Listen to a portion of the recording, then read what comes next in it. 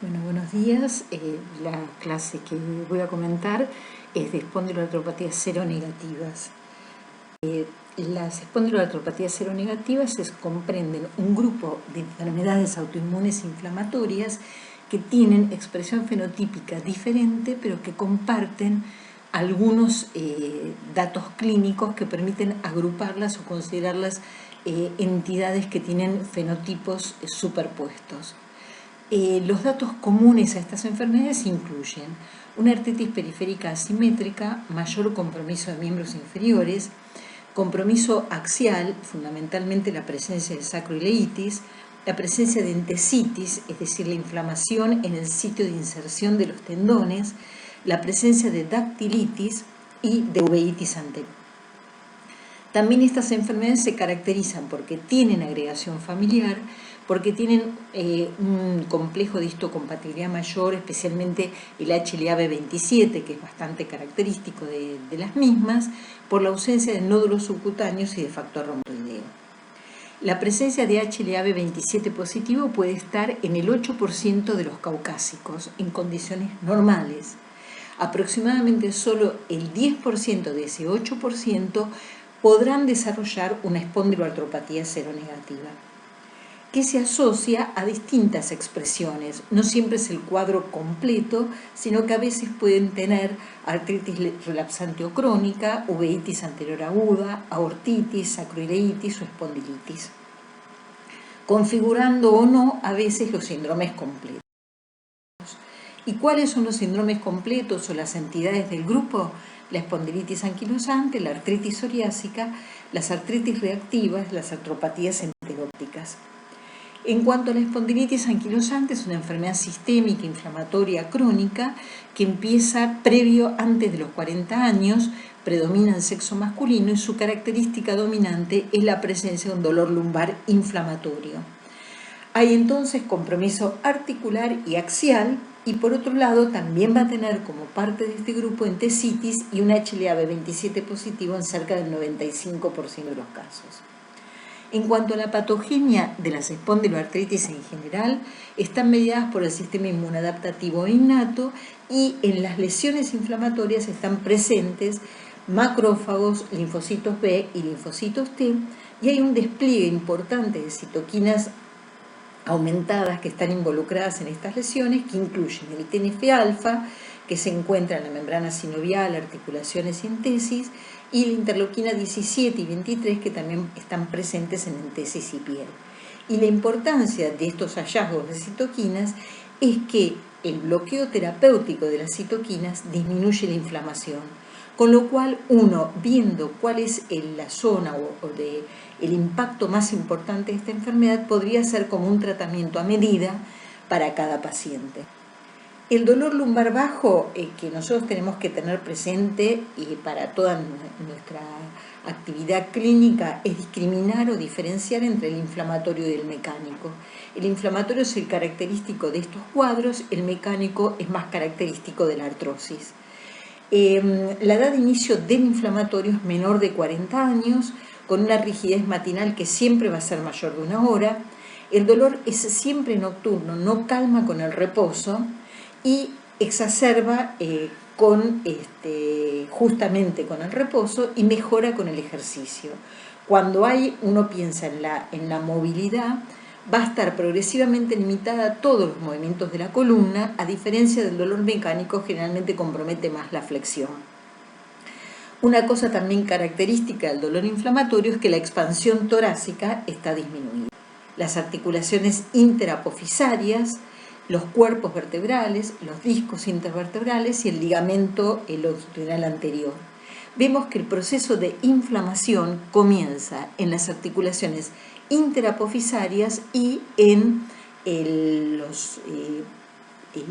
las esquinas de los cuerpos vertebrales, en donde empieza a haber un proceso de edema inflamatorio que posteriormente se traduce en una osteitis, y esto va a ser el origen de los syndesmophitos.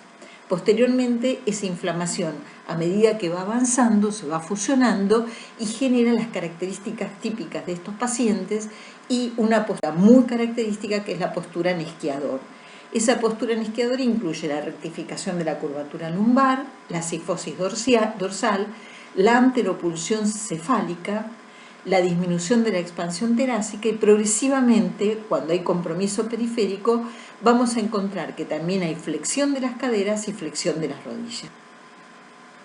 Entonces los síntomas más característicos son el dolor lumbar o glúteo diurno y nocturno, la rigidez lumbar nocturna y matinal, el alivio con el movimiento, una ciática alternante, que es una irradiación en la parte posterior de los muslos hasta el hueco popliteo y alterna en ambos muslos, que eso es característico de la sacroileitis bilateral. La progresión ascendente de la enfermedad, este concepto es importante, empieza comprometiendo sacroilíacas, columna lumbar y por último va a comprometer la columna dorsal y cervical. Y también puede dar talalgia, y esto se asocia a las entesitis y a la presencia de espolón calcáneo. Hay una serie de mediciones que son útiles y que semiológicamente colaboran en el diagnóstico de esta enfermedad, que incluyen el signo de Joubert, los dedos piso, la distancia dedos-piso, la distancia occipucio-pared y trago-pared, las maniobras parasacroiliacas. En cuanto a el signo de Joubert, es bastante sencillo para realizar y explicar. Se toma como referencia las crestas ilíacas como marcando lo que sería la lumbar 4, se toman 10 centímetros por arriba de ella, se marca también eso y se le pide al paciente que se flexione hacia adelante sin flexionar las rodillas, y vemos la distancia que excede, se mide posteriormente, y la distancia que hay por arriba de esos, más allá de esos 10 centímetros que marcamos. Si es menos de 4 centímetros, es positivo para este 4 centímetros. Acá vemos distancia occipucio-pared y distancia trago-pared. Y acá es para que después repasen una serie de movimientos característicos de la columna cervical, la dorsolumbar y las caderas, que pueden dar el índice o marcar la utilidad de estas mediciones semiológicas para el paciente. Acordarse que en las caderas la distancia intermalleolar es abduciendo al máximo las caderas. Acá vemos una imagen de las articulaciones sacroilíacas con su componente sacro y su componente ilíaco, y por otro lado también vemos acá otros datos semiológicos importantes, que son los sitios de las entesis que se van a tener presentes. Recordamos que la entesis es el lugar donde los tendones se insertan en el hueso y ahí se puede hacer un proceso de inflamación. Vemos que en las primeras articulaciones costocondrales, la séptima costocondral, las crestas ilíacas y también los puntos de inserción del tendón de Aquiles, y de la cara posterior los procesos espinosos lumbares. Todo esto son sitios característicos de entesis. En cuanto a las manifestaciones extraesqueléticas, pueden dar insuficiencia aórtica y aortitis, fibrosis pulmonar apical, uveitis anterior y nefropatía por IgA. En cuanto a la radiología, acá vemos el fenómeno que comentábamos antes de osteitis o edema óseo en las esquinas vertebrales. El edema óseo se va a ver en la resonancia magnética y es un signo característico de inflamación del hueso. Acá vemos que esto va a llevar a un signo bastante característico, que es de la cuadratura de los cuerpos vertebrales, que en esta imagen no se ve tanto, sino que acá ya se ve la formación de los sindesmofitos. Por otro lado, acá sí vemos la caña de bambú, que es cuando se unen todos los sindesmofitos, y por otro lado también vemos la cuadratura de los cuerpos vertebrales. Acá vemos 3 imágenes, una placa simple, una resonancia y una tomografía. En la placa simple vemos sacroileitis bilateral. Vemos que hay esclerosis ósea y este es un grado de sacroileitis sumamente avanzado. En la resonancia magnética vemos la imagen del edema óseo, que es la imagen blanca que está en contacto con la articulación sacroilíaca. La vemos en ambos lados, hay edema óseo. Y por último, en la tomografía vemos también una sacroiliitis bilateral con erosiones y esclerosis. Acá vemos una osificación interespinosa con sindesmofitos en dorsal 12 y lumbar 1. Y acá vemos la caña de bambú con fusión de los cuerpos vertebrales y osificación ligamentaria en vías de tranvía. Acá vemos una fusión vertebral con anquilosis de articulaciones facetarias, sindesmofitos anteriores y posteriores. Por último, una entesitis con espolón calcáneo. El tratamiento no farmacológico incluye la educación del paciente, la actividad física y los controles trimestrales. Acá vemos algunos ejercicios de expansión del tórax que son, y de la columna, que son muy importantes para esta enfermedad que tiende a llevar hacia adelante, hacia la flexión, a toda la columna.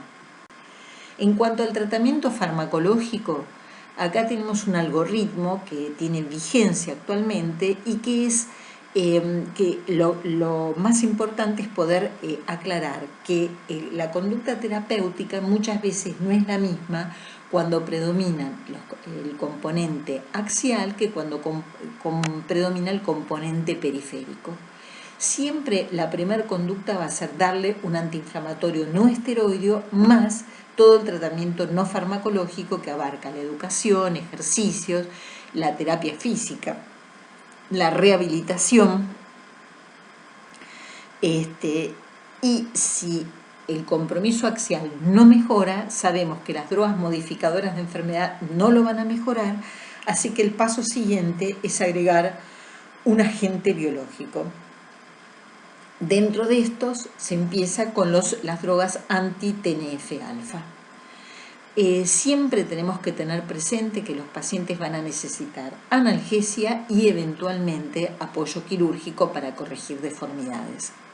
Cuando predominan las manifestaciones periféricas o cuando a las manifestaciones axiales se suma lo periférico, ahí podemos incluir el uso de drogas modificadoras de la enfermedad, especialmente el metotrexato y la sulfasalacina, combinados o no con drogas biológicas. Acá vemos una representación como para poder ubicar algunas drogas biológicas, tener un concepto más o menos de qué estamos hablando. El complejo mayor de histocompatibilidad, clase 1, va a presentar, y el clase 2 también para hacer la secreción de TNF-alfa, va a estimular a los macrófagos, los cuales van a segregar la interleuquina 23. La interleuquina 23 a su vez estimula la secreción de TH17 y la formación de TH17 y la secreción de interleuquina 17. Nosotros tenemos que la interleuquina 23 es bloqueada con una droga biológica que es el ustekinumab, que generalmente es de utilidad cuando hay un compromiso muy importante en la piel, como ocurre en la artritis psoriásica. La antiinterleuquina 17, que es el secukinumab y el ixekizumab, son drogas que van a bloquear a la interleuquina 17 y va a disminuir la inflamación crónica tanto en la centesis como en la piel y en las articulaciones. El efecto de estas drogas en las articulaciones es menor. Y el TNF-alfa va a actuar fundamentalmente, los anti-TNF-alfa, que son el infliximab, el etanercept, adalimumab y golimumab, van a bloquear a el TNF-alfa, disminuyendo la inflamación crónica. En cuanto a la artritis psoriásica, nosotros tenemos que epidemiológicamente la psoriasis cutánea se presenta en 1 a 2% de la población. En general, en el 75% la artritis psoriásica, la piel precede a la artritis. El 15% la piel y la artritis comienzan simultáneamente y en un 10% la artritis precede a la piel. Hay localizaciones cutáneas mínimas que tenemos que aprender a buscar y ubicar los reumatólogos cuando tenemos la presunción de que puede haber una psoriasis mínima, que es el surco interglúteo, la región periumbilical, la región retroauricular y las uñas. En cuanto a la etiopatogenia, sabemos que los familiares de pacientes con artritis psoriásica tienen 50 veces más psoriasis que los pacientes que no tienen familiares con ella. La asociación con HLA también se ve en las artritis psoriásicas, y hay una serie de factores ambientales que pueden gatillar esta enfermedad, como infecciosos, traumáticos y el estrés psicológico. Acá tenemos con qué genes se asocia cada una de las formas que vamos a ir viendo de esta enfermedad.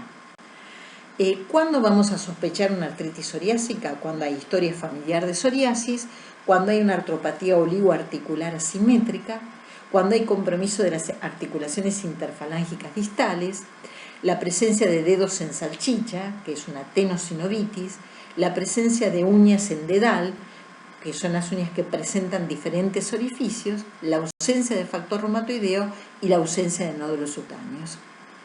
¿Cuáles son los factores de mal pronóstico en la artritis psoriásica? La inflamación poliarticular, el compromiso axial, los reactantes de fase aguda muy altos, las manifestaciones extraarticulares, la presencia de erosiones tempranas, algunos antígenos de histocompatibilidad y el compromiso cutáneo extenso.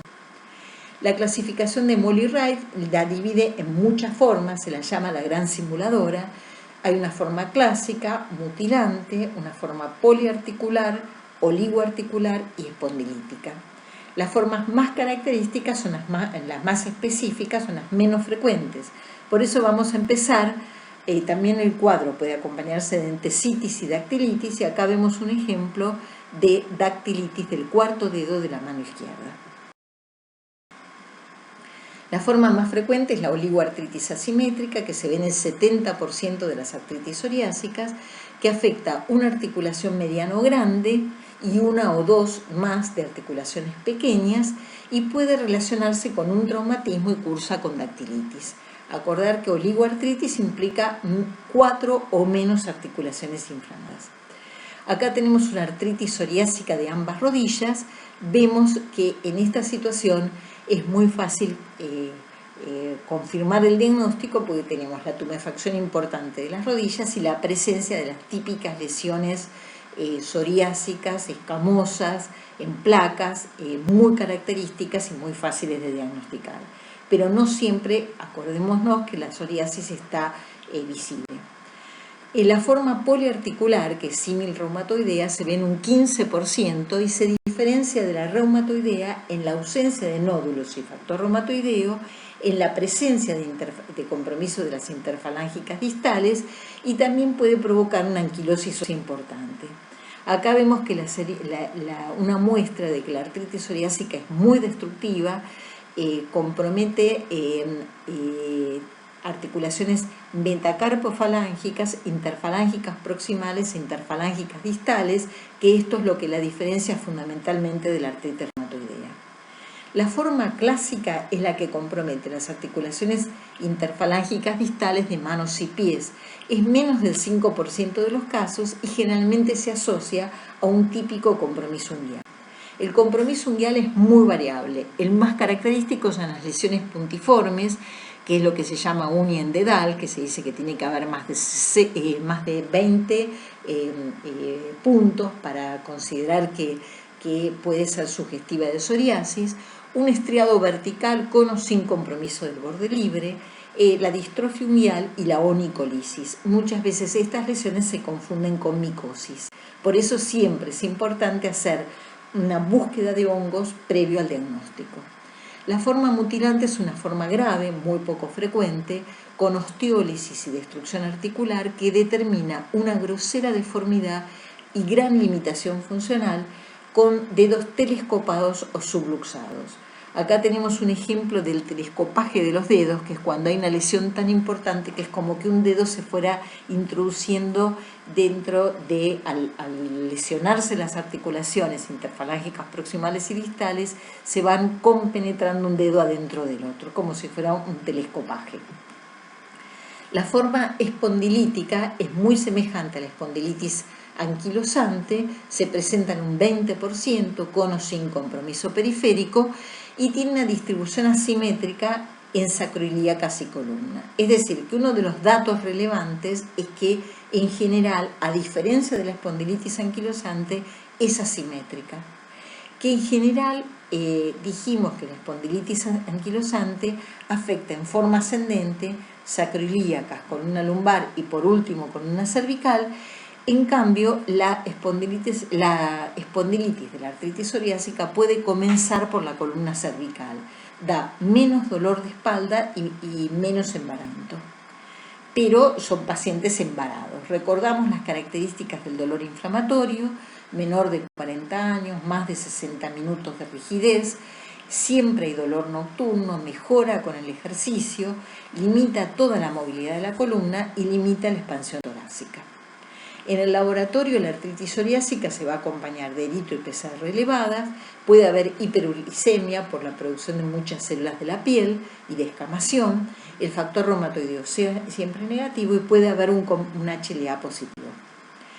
Una cosa muy importante a recordar, sobre todo clínicamente, que estos pacientes tienen lo que se llama síndrome metabólico. Tienen más morbilidad cardiovascular, más infartos agudo de miocardio, más accidentes cerebrovascular.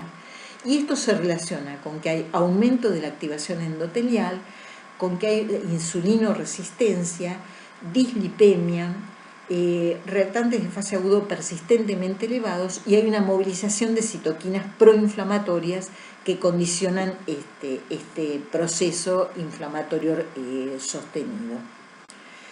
Esto hace que la mortalidad en estos pacientes sea aumentada y que haya que tenerlo presente.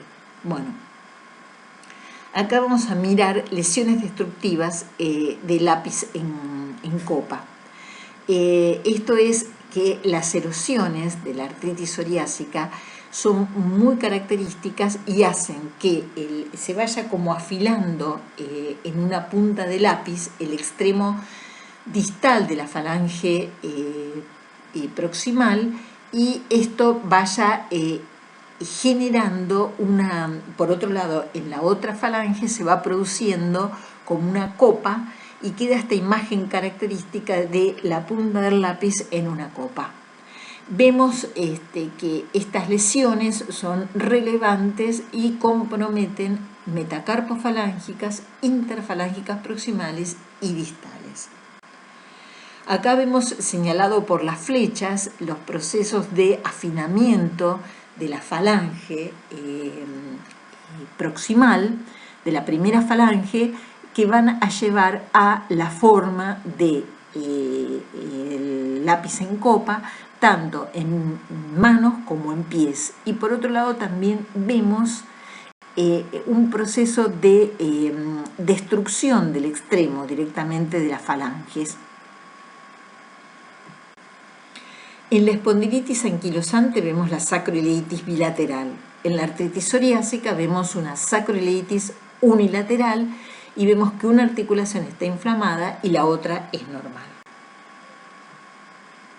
Acá vemos en esta imagen algo bastante característico, que es un syndesmofito marginal formando un puente óseo asimétrico unilateral.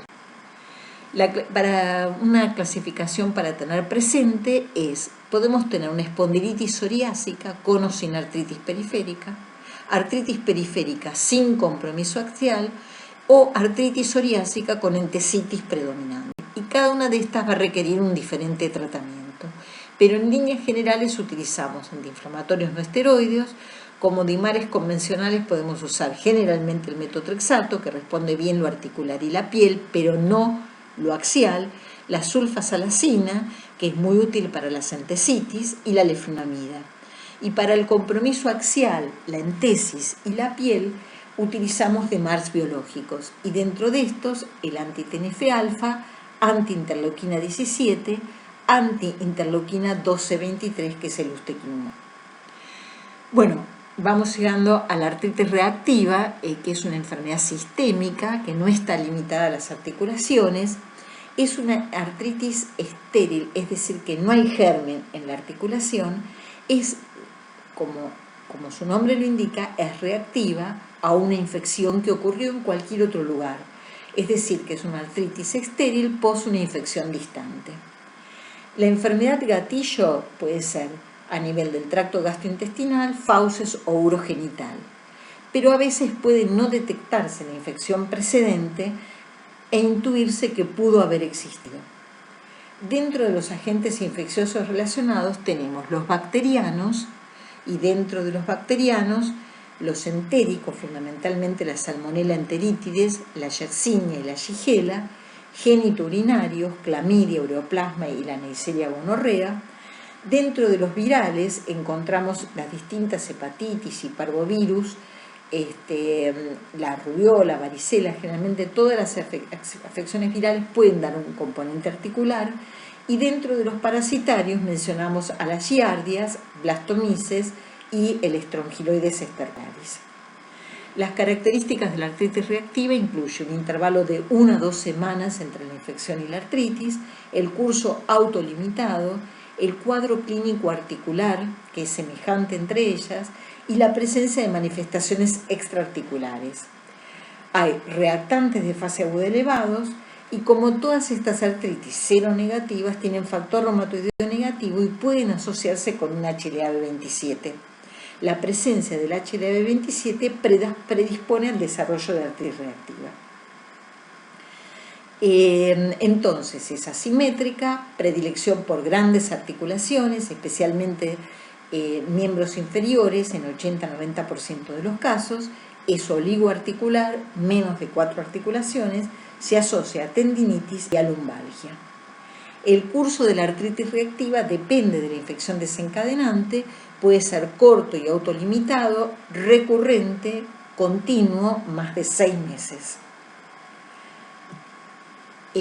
Compromete a la Chlamydia trachomatis, que tiene peor evolución, y la Yersinia con mejor evolución. Y da síntomas persistentes aunque la artritis ceda. Puede dar entesopatía, balanitis y lesiones de tipo somático. Bueno, el síndrome de Reiter es una enfermedad que se caracteriza por la tríada artritis, uretritis y conjuntivitis. En general afecta a varones jóvenes y también se asocia al HLA-B27. La enfermedad aparece en el 1% de los pacientes que tienen una uretritis no gonocócica, generalmente por clamidia o por ureoplasma, y en el 2% de los que tienen una infección por Shigella. Tienen signos característicos de uretritis, disuria, secreción vaginal, cervicitis y prostatitis, y la artritis tiene las características propias de estos síndromes. Es oligoarticular, aditiva, asimétrica y compromete más miembros inferiores. Se puede acompañar de entesitis, que es dolor y tumefacción en los sitios de entesis, y por otro lado también puede tener tenosinovitis, que son los característicos dedos en salchicha o dactilitis. La mayoría de los pacientes desarrollan signos 2 o 4 semanas después de la infección, pero el cuadro completo puede tardar mucho tiempo en aparecer. Acá tenemos una explicación de la entesitis que, como vemos, que acompaña a todo el cuadro de espondiloartropatías seronegativas. La entesis es el sitio en que el tendón se inserta en el periósteo y en el hueso. Es un lugar sumamente importante y es una manifestación clínica importante porque se puede acompañar de una como leve reabsorción ósea, como se ve en esta imagen, o la formación de diferentes espolones, como en este caso el espolón calcáneo. Puede también haber calcificaciones en los lugares de entesitis. Después tenemos las manifestaciones oculares. Acá tenemos un corte de un ojo en donde vemos la iritis, el iris, el cuerpo ciliar, la coroides y la esclera. Y nosotros sabemos que los pacientes con espondiloartropatías en general padecen a lo largo de su enfermedad uveitis en un 25% de los casos. Puede ser el primer síntoma, incluso el único de los síntomas que permitan cerrar el cuadro de una espondiloartropatía en un paciente que tenía una lumbalgia y que no estaba diagnosticado. Generalmente hablamos de una uveitis anterior aguda unilateral, pero puede comprometer ambos ojos. De hecho, en el 80% de los casos va a comprometer ambos ojos, pero en diferentes brotes evolutivos. La uveitis anterior tiene un curso agudo, da dolor, da ojo rojo, fotofobia y puede dar disminución de la visión. Como consecuencia de la misma inflamación puede haber una ruptura de la permeabilidad de la barrera hematoacuosa y generarse una extravasación de proteínas y células en la cámara anterior del ojo, que esto da una turbidez del humor acuoso que puede verse por la lámpara de hendiduras. Es tan grande a veces que puede generar como un depósito, como un nivel, que es el hipopion, que es la imagen de la derecha. Las células también pueden pegarse en la cara posterior de la córnea, dando precipitados retroqueratóticos y estos pueden llegar a dar sinequias posteriores con aumento de la presión ocular y posterior trastornos en la visión. Por eso es muy importante la detección precoz de las uveitis y el tratamiento local y sistémico de las mismas. Entonces, dentro de las manifestaciones genitourinarias tenemos la uretritis y la balanitis circinada, que son manifestaciones bastante frecuentes en estas enfermedades, y también puede haber compromisos mucho más raros cardiovasculares y pulmonares.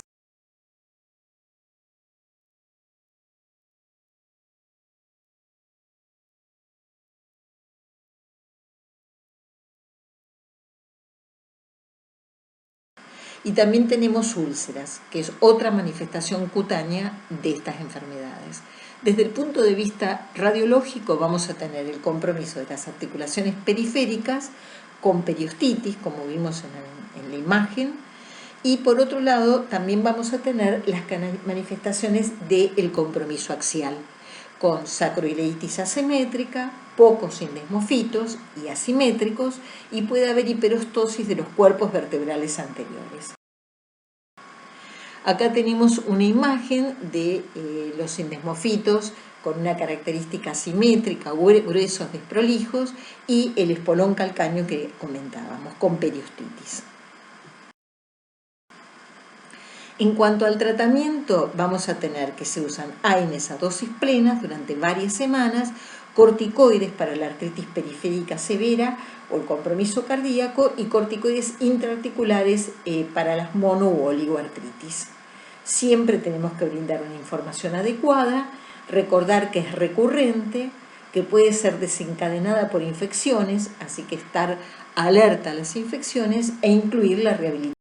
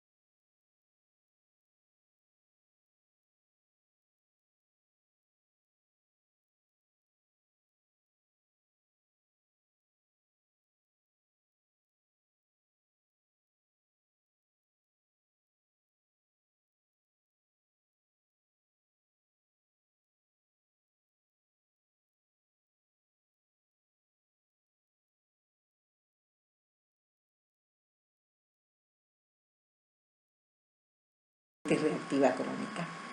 En cuanto a las artropatías crónicas, nosotros tenemos que dentro de las enfermedades inflamatorias intestinales tenemos la colitis ulcerosa y la enfermedad de Crohn.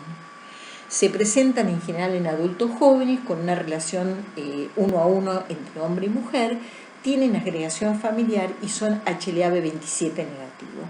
Se caracterizan porque tienen manifestaciones extraarticulares, uveitis unilateral, aguda, transitoria, como ya explicamos la uveitis, pueden tener eritema nodoso y pioderma gangrenoso y dar también estomatitis aftosa y amiloidosis a la larga. tienen un cuadro clínico bastante característico porque tienen dos alteraciones articulares, la artritis periférica y el compromiso axial. La artritis periférica generalmente tiene un comienzo brusco que dura semanas o meses y guarda relación con las exacerbaciones de la enfermedad intestinal, mientras que el cuadro clínico axial sigue un curso independiente de la enfermedad intestinal. Puede comportarse como una espondilitis anquilosante, semeja a una espondilitis anquilosante o como una sacroileitis asintomática.